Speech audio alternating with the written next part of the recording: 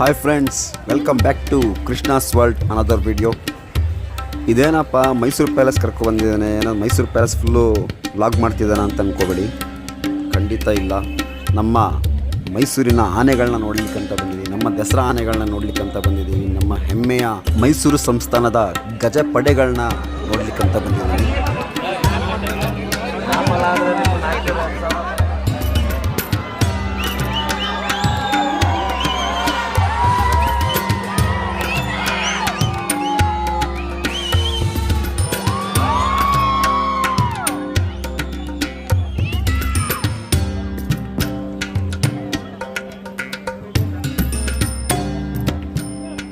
ನನಗೆ ನಿಜವಾಗ್ಲೂ ಇವತ್ತೇ ದಸರಾ ಆನೆಗಳನ್ನ ಕರ್ಕೊ ಹೋಗ್ತಾರೆ ವಾಪಸ್ ಕಾಡಿಗೆ ಅಂತ ನಿಜವಾಗ್ಲೂ ಗೊತ್ತಿರಲಿಲ್ಲ.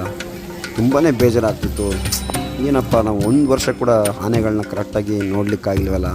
ನಾನು ತುಂಬ ಪ್ರಯತ್ನ ಪಟ್ಟೆ, ಆನೆಗಳನ್ನ ಹೆಂಗಾದರೂ ನೋಡಬೇಕು, ದಸರಾ ಟೈಮಲ್ಲಾದರೂ ನೋಡಬೇಕು ಅಂತ. ಬಟ್ ನಮ್ಮದೇ ಒಂದು ಬ್ಯುಸಿ ಶೆಡ್ಯೂಲಲ್ಲಿ ಆಗಲಿಲ್ಲ. ಅದು ತುಂಬಾ ಬೇಸರ ಆಗೋಯಿತು. ಅಟ್ಲೀಸ್ಟ್ ಈ ಮೂಮೆಂಟಲ್ಲಾದರೂ ಕೂಡ ನೋಡೋಣ ಅಂತ ಬಂದೆ. ಬಟ್ಟು ಆ ಜಾಗಕ್ಕೆ ಬಂದಾಗ ಆನೆಗಳನ್ನೆಲ್ಲ ನೋಡ್ತಿದ್ರೆ ತುಂಬ ನೋವಾಗ್ತಿತ್ತು. ಗೊತ್ತಿಲ್ಲ, ಕೆಲವು ಮೂಮೆಂಟಲ್ಲಿ ಆನೆಗಳನ್ನೆಲ್ಲ ನೋಡಬೇಕಾದ್ರೆ ತುಂಬಾ ಎಮೋಷನ್ ಆಗ್ತಿತ್ತು. ಮನಸ್ಸಲ್ಲಿ ಒಂಥರ ಹೇಳೋಕ್ಕಾಗ್ದಿರೋ ದುಃಖ ಆಗ್ತಿತ್ತು. ಯಾಕಂತ ಗೊತ್ತಿಲ್ಲ. ಆನೆಗಳ ಕಂಡ್ರೆ ಯಾರಿಗೆ ಇಷ್ಟ ಇಲ್ಲ ಹೇಳಿ? ಚಿಕ್ಕ ಮಗುವಿಂದ ಮುತ್ಕೊಂಡ ತನಕನೂ ಎಲ್ಲರಿಗೂ ಇಷ್ಟ. ನನಗೆ ಯಾಕೆ ಇಷ್ಟೊಂದು ಬೇಜಾರಾಗ್ತಿದೆ ಗೊತ್ತಾ? ನಾನು ಪ್ರತಿ ಸರ್ತಿ ಕೂಡ ದಸರಾ ಟೈಮಲ್ಲಿ ಆನೆಗಳು ಬಂದ ತಕ್ಷಣ ತುಂಬ ಖುಷಿಯಿಂದ ಬರಬೇಕು ಅಂತ ಟ್ರೈ ಮಾಡ್ತೀನಿ.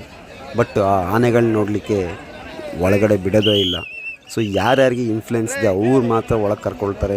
ನಿಜ ತುಂಬಾ ಬೇಜಾರಾಗುತ್ತೆ. ಸೊ ನಾರ್ಮಲ್ ಪೀಪಲ್ಸ್ನ ಒಳಗಡೆ ಕರ್ಕೊಳ್ಳೋದೇ ಇಲ್ಲ. ಎಷ್ಟು ಬೇಜಾರಾಗುತ್ತೆ ಅಂತಂದರೆ, ಸೊ ಅದಕ್ಕೋಸ್ಕರ ನಾನು ತುಂಬ ವರ್ಷಗಳು ಹೋಗಲೇ ಇಲ್ಲ.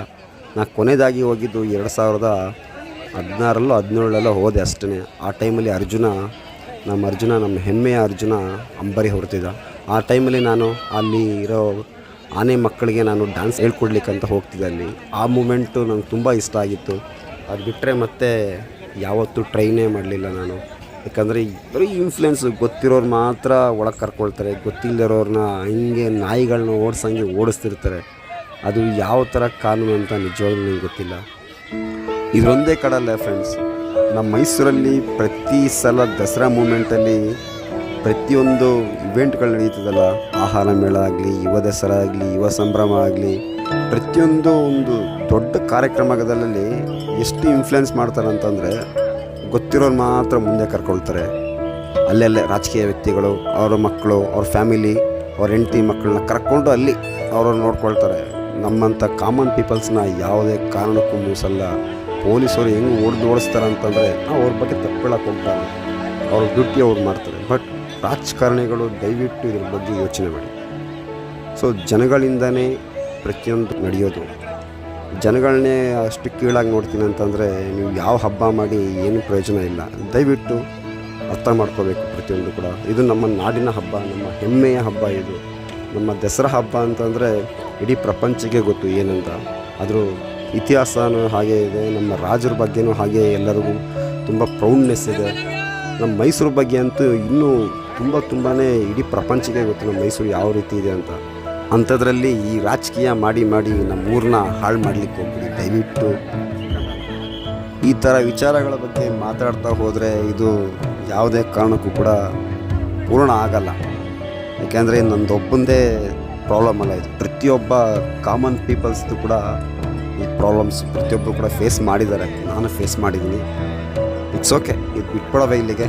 ನಮ್ಮ ಆನೆಗಳ ಬಗ್ಗೆ ಮಾತಾಡೋಣ. ನೋಡಿ, ನಮ್ಮ ಆನೆಗಳು ಮೈಸೂರಿಗೆ ಬಂದು ಅಂದರೆ ಪ್ಯಾಲೇಸ್ಗೆ ಬಂದು ಆಲ್ಮೋಸ್ಟ್ ಒಂದು 2 ತಿಂಗಳು ಆಗಿದೆ. ನಮ್ಮ ಆನೆಗಳು ಬಂದಾಗ ಎಷ್ಟು ಖುಷಿಯಾಗಿರ್ತವೋ, ಹೋಗಬೇಕಾದ್ರೆ ಅಷ್ಟು ದುಃಖ ಪಡ್ತವೆ. ಯಾಕಂದರೆ ತುಂಬ ಸಾಕ್ಷಿಗಳಿದ್ದಾವೆ, ತುಂಬ ಪುರಾವೆಗಳಿದ್ದಾವೆ. ಯಾಕಂತಂದರೆ ಅಷ್ಟು ಪ್ರೀತಿಯಿಂದ ನೋಡ್ಕೊಳ್ತಾರೆ ನಮ್ಮ ಜನ ಆಗಲಿ, ಮತ್ತು ನಮ್ಮ ಅರಣ್ಯಾಧಿಕಾರಿಗಳು ಎಷ್ಟು ಅವ್ರಿಗೆ ಥ್ಯಾಂಕ್ಸ್ ಹೇಳಿದ್ರು ಸಾಕಾಗಲ್ಲ. ಮತ್ತು ನಮ್ಮ ಮಹಾರಾಜರಾಗಲಿ, ನಮ್ಮ ಅರಮನೆ ಮಂಡಳಿ ಆಗಲಿ, ನಮ್ಮ ಮೈಸೂರು ಜನ ಆಗಲಿ, ಸೊ ಪ್ರತಿಯೊಬ್ಬರು ಕೂಡ ತುಂಬ ಪ್ರೀತಿಯಿಂದ ನೋಡ್ಕೊಳ್ತಾರೆ ನಮ್ಮ ಆನೆಗಳನ್ನ. ಸೊ ಅದಕ್ಕೋಸ್ಕರ ಅವಕ್ಕೂ ನಮಗೂ ಇರೋ ಬಾಂಡಿಂಗ್ ತುಂಬ ಸ್ಟ್ರಾಂಗ್ ಆಗಿದೆ. ಅದಕ್ಕೋಸ್ಕರ ತುಂಬ ಎಮೋಷನ್ಸ್ ಆಗ್ತಾರೆ ನಮ್ಮ ಮೈಸೂರು ಜನ. ಸೊ ನಿಮಗೆಲ್ಲರೂ ನೆನಪಿದೆ ಅನಿಸುತ್ತೆ, ನಮ್ಮ ಅರ್ಜುನ ನಮ್ಮ ಅರ್ಜುನನ ಕಳ್ಕೊಂಡಾಗ ತುಂಬಾ ದುಃಖಪಟ್ಟರು ಎಲ್ಲರೂ, ಇಡೀ ಕರ್ನಾಟಕದ ಜನ ಎಲ್ಲ ತುಂಬ ದುಃಖಪಟ್ಟರು. ಸೊ ಏನು ಮಾಡೋಕ್ಕಾಗುತ್ತೆ, ಕೆಲವೊಂದು ಇನ್ಸಿಡೆಂಟ್ಗಳಾಗುತ್ತೆ. ಅದೇ ಹೇಳೋನಲ್ಲ, ರಾಜಕೀಯ ಅದೇನು ಒಳಗಡೆ ಏನು ಪಿತೂರಿ ನಡೆಸಿದ್ರು ಅದಂತೂ ನಿಜ ಗೊತ್ತಿಲ್ಲ. ಬಟ್ ಕಳ್ಕೊಂಡ್ವಿ. ಮತ್ತು ಆ ಥರ ಆನೆ, ಆ ಥರ ಅರ್ಜುನ ಆನೆ ಮತ್ತು ನಮಗೆ ಸಿಗೋದು ತುಂಬಾ ಕಷ್ಟ. ಸೊ ಯಾವತ್ತೂ ಸಿಗೋಲ್ಲ ಅನಿಸುತ್ತೆ ಆ ಥರ ಆನೆ. ಇಟ್ಸ್ ಓಕೆ, ಇರೋ ಆನೆಗಳನ್ನಾದರೂ ಕೂಡ ಹುಷಾರಾಗಿ ನೋಡ್ಕೋಬೇಕು. ಒಂದು ಕಾಲಕ್ಕೆ ನಮ್ಮ ಮೈಸೂರು ಪ್ಯಾಲೇಸಲ್ಲಿ, ನಮ್ಮ ಮೈಸೂರಿನ ಸಂಸ್ಥಾನದಲ್ಲಿ ನೂರಾರು ಆನೆಗಳಿದ್ವಂತೆ, ನೂರಾರು ಆನೆಗಳು. ಸೊ ಅದು ನಮ್ಮ ತಾತ ಹೇಳ್ತಿದ್ರು ಒಂದು ಟೈಮಲ್ಲಿ. ಯಾಕಂದರೆ ನಾವೆಲ್ಲ ಮೈಸೂರಿಯನ್ಸ್ ಅಲ್ವಾ, ಗೊತ್ತಿರುತ್ತೆ ಆಲ್ಮೋಸ್ಟ್ ಎಲ್ಲರಿಗೂ.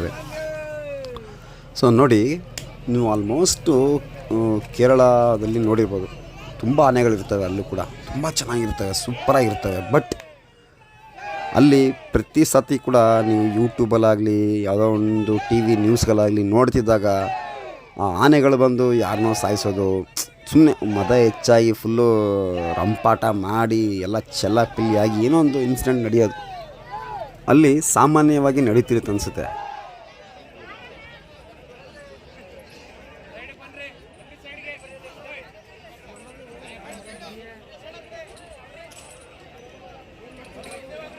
ಯಾವುದಿದು? ಧನಂಜಯ ಬಪ್ಪ.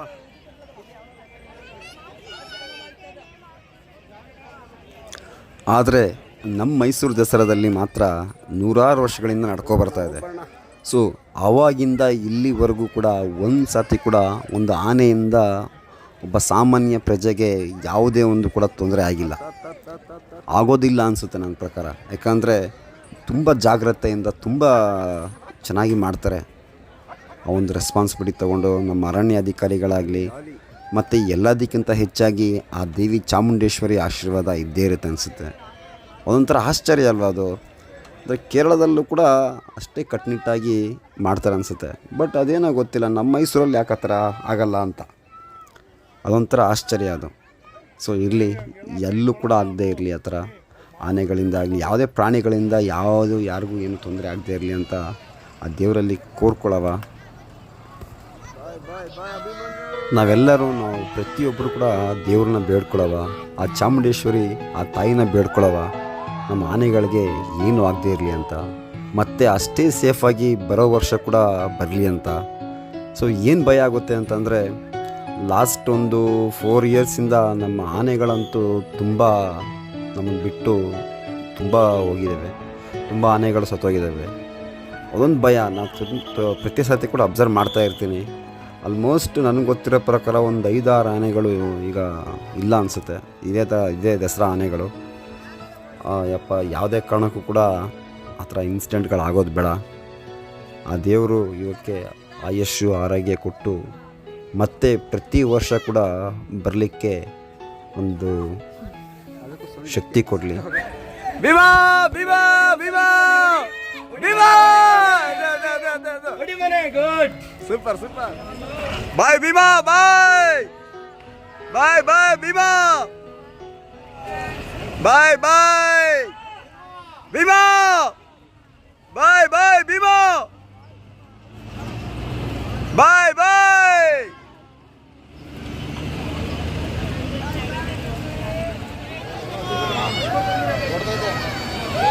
ಮುಂದೆ ಹೋಗೋಣ ಬನ್ನಿ ಸರ್.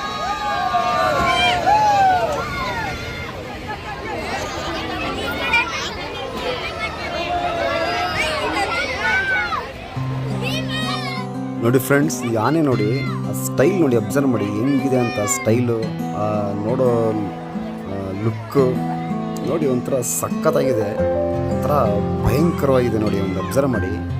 ನಾನು ನೋಡ್ತಾ ಇದ್ದೀನಿ, ನಾನು ಕ್ಯಾಮ್ರಾ ಯೂಸ್ ಮಾಡಬೇಕಾದ್ರೆ ಹಂಗೆ ನೋಡ್ತಿದ್ದೆ ಅದನ್ನು ನೋಡಿ. ಏನು ಸಖತ್ತಾಗಿದೆ ನೋಡಿ, ಆ ಸ್ಟೈಲ್ ಆಗಲಿ, ಆ ಲುಕ್ ಆಗಲಿ, ಅಲ್ಲ ಅಲ್ಲಿ ಸೂಪರ್ ಅಲ್ಲ. ಅಂದರೆ ನಮ್ಮ ಆನೆಗಳಲ್ಲಿ ಪ್ರತಿಯೊಂದು ಆನೆಗೂ ಕೂಡ ಒಂದೊಂಥರ ಕ್ವಾಲಿಟಿ. ನಮ್ಮ ಭೀಮ ಒಂಥರ ಡಿಫ್ರೆಂಟ್, ಅದೊಂಥರ. ನಮ್ಮ ಅಭಿಮನ್ಯು ಅದೊಂಥರ ಡಿಫ್ರೆಂಟು, ನಮ್ಮ ಕಂಜನಾನ ಅದೊಂಥರ ಡಿಫ್ರೆಂಟು, ನಮ್ಮ ಶ್ರೀಕಂಠ ಹೊಸ್ದಾಗಿ ಬಂದಿರೋದು ಅದೊಂಥರ ಡಿಫ್ರೆಂಟು, ನಮ್ಮ ಧನಂಜಯ ಅದೊಂಥರ ಇನ್ನೊಂಥರ ಡಿಫ್ರೆಂಟು. ಎಲ್ಲ ಕೂಡ ಡಿಫ್ರೆಂಟ್ ಆನೆಗಳು ನಮ್ಮ ಕರ್ನಾಟಕದಲ್ಲಿರೋದು, ನಮ್ಮ ಮೈಸೂರು ಸಂಸ್ಥಾನದಲ್ಲಿರೋದು ಆನೆಗಳಂತೂ ಡಿಫ್ರೆಂಟ್ ಆಗಿದೆ ಮಾತ್ರ. ನೋಡೋಕ್ಕೆ ಒಂಥರ ಖುಷಿಯಾಗುತ್ತಲ್ವ ಅವೆಲ್ಲ. ಸೊ ದಯವಿಟ್ಟು ನಿಮ್ಮ ಮಕ್ಕಳನ್ನ ಕರ್ಕೊಬನ್ನಿ, ಪುಟ್ಟ ಮಕ್ಕಳನ್ನ ಕರ್ಕೊಬಂದು ಆನೆಗಳನ್ನ ತೋರಿಸಿ ಖುಷಿ ಪಡ್ತಾರೆ. ಎಷ್ಟು ಖುಷಿ ಪಡ್ತಾರೆ ಅಂತಂದರೆ ಚಿಕ್ಕ ಮಕ್ಕಳು ತುಂಬಾ ಖುಷಿ ಪಡ್ತಾರೆ. ಕರ್ಕೊಬನ್ನಿ, ಪ್ರತಿ ಸಾತಿನೂ ಕೂಡ ಕರ್ಕೊಬನ್ನಿ, ತೋರಿಸಿ ಮಕ್ಕಳಿಗೆ ಆನೆಗಳನ್ನೆಲ್ಲ ಪರಿಚಯ ಮಾಡಿಸಿ, ಅದ್ರ ಜೊತೆ ಫೋಟೋ ಗೀಟ ಅಂತ ಇಳಿಸೋಕೆ ಹೋಗ್ಬಿಡಿ, ದೂರದಿಂದ ಕರ್ಕೋಗಿ ತುಂಬ ಖುಷಿ ಪಡಲಿ ಮಕ್ಕಳು. ದೂರದಿಂದ ತೋರಿಸಿ ಮಕ್ಕಳಿಗೆ.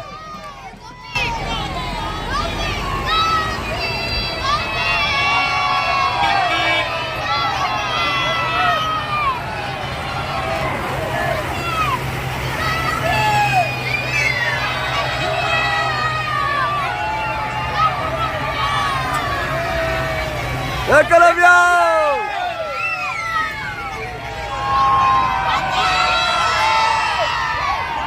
ಕಂಜನ್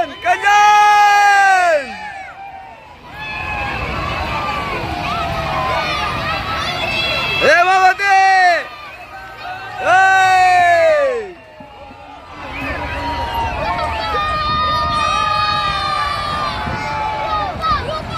ರೂಪಾ ರೂಪಾ ರೂಪಾ ರೂಪಾ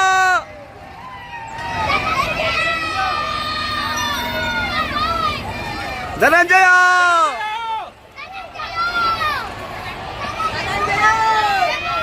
ಧನಂಜಯ ಯಾರಿದು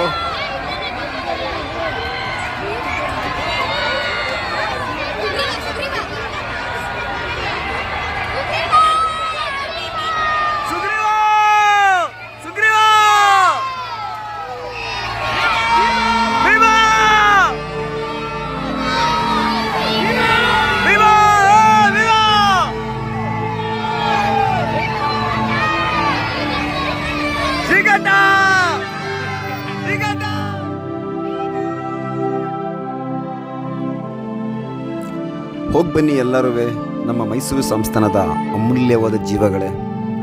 ಮತ್ತು ಇನ್ನೊಂದು ಹೇಳಬೇಕಂತಂದರೆ ನಮ್ಮ ಮಾವುತರು ಮತ್ತು ಕಾವಲಿಗಳು ಅವರು ಎಷ್ಟು ಚೆನ್ನಾಗಿ ನೋಡ್ಕೊಳ್ತಾರೆ ಅಂತಂದರೆ ನಮ್ಮ ಆನೆಗಳನ್ನ ಸ್ವಂತ ಮಕ್ಕಳಿಗಿಂತ ಹೆಚ್ಚಾಗಿ ನೋಡ್ಕೊಳ್ತಾರೆ. ಆ ಆನೆಗಳಿಗೋಸ್ಕರ ತಮ್ಮ ಜೀವನನೇ ಮುಡುಪಾಗಿಟ್ಟಿದ್ದಾರೆ. ಸೊ ಅವ್ರಿಗೆ ಎಷ್ಟು ಥ್ಯಾಂಕ್ಸ್ ಹೇಳಿದ್ರು ಕೂಡ ಅದು ಕಡಿಮೆನೇ. ನಮಗೆಲ್ಲರಿಗೂ ಗೊತ್ತಿದೆ ನಿಮ್ಮ ಜೀವನ ಶೈಲಿ ಹೇಗಿರುತ್ತೆ, ನಿಮ್ಮ ಕಷ್ಟಗಳು ಹೇಗಿರುತ್ತೆ ಅಂತ. ಮಾವುತರು ಮತ್ತು ಕಾವಡಿಗಳಂತಂದರೆ ಅದು ಭಗವಂತ ಕೊಟ್ಟಿರೋ ವರ ಅನಿಸುತ್ತೆ. ಯಾಕಂತಂದರೆ ಒಂದು ಪ್ರಾಣಿನ ಸ್ವಂತ ಮಗನ ಥರ ನೋಡ್ಕೊಳ್ಳೋಕ್ಕೆ, ಸ್ವಂತ ಮಕ್ಕಳ ಥರ ನೋಡ್ಕೊಳ್ಬೇಕಂತಂದರೆ ಅದು ಬೇರೆ ಥರನೇ. ಅದು ಮಾತಲ್ಲೆಲ್ಲ ಹೇಳಿದರೆ ಅದು ತುಂಬಾ ಚಿಕ್ಕದಾಗುತ್ತೆ. ಎಲ್ಲರಿಗೂ ಒಂದು ಒಳ್ಳೆಯ ದಿನ ಬಂದೇ ಬರುತ್ತೆ. ಎಲ್ಲರೂ ಕೂಡ ಒಳ್ಳೆಯ ದಿನಕ್ಕೋಸ್ಕರ ಕಾಯೋಣ. ಆ ತಾಯಿ ಚಾಮುಂಡೇಶ್ವರಿ ಆಶೀರ್ವಾದ ಪ್ರತಿಯೊಬ್ಬರೂ ಕೂಡ ಸಿಕ್ಕೇ ಸಿಗುತ್ತೆ. ಜೈ ಭುವನೇಶ್ವರಿ.